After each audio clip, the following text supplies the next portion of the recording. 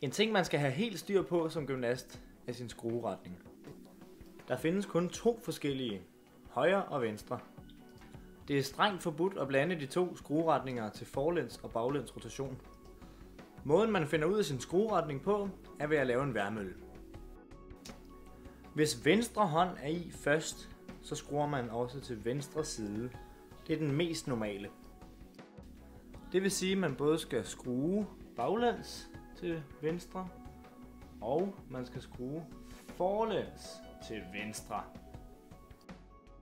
Hvis det derimod er højre hånd, der kommer først i vejrmøllen, så skruer man til højre. Man skal altså både skrue baglæns til højre og forlæns til højre. Det er altså helt forkert, hvis man skruer baglæns til venstre og forlæns til højre.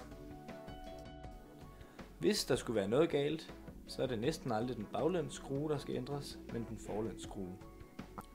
Det skyldes, at der er mange, der tænker forlæns salto med halv skrue. Det er da bare en vejrmølle i luften.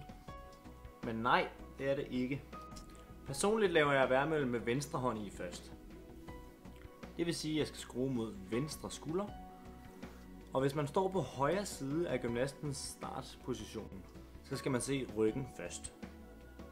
Så vil skruen være korrekt til venstre. Det fungerer på samme måde, når man ligger på hovedet. Her ser man altså også ryggen først. Hvis man ligeledes står på højre side af min startposition i vejrmølle, så vil man se maven først.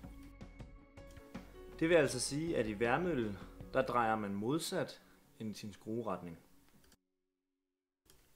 Så salto med halv skrue er ikke en vejrmølle op i luften. I næste video vil jeg komme ind på nogle øvelser i havetrampolin for, hvordan man ændrer sin forlæns skrueretning.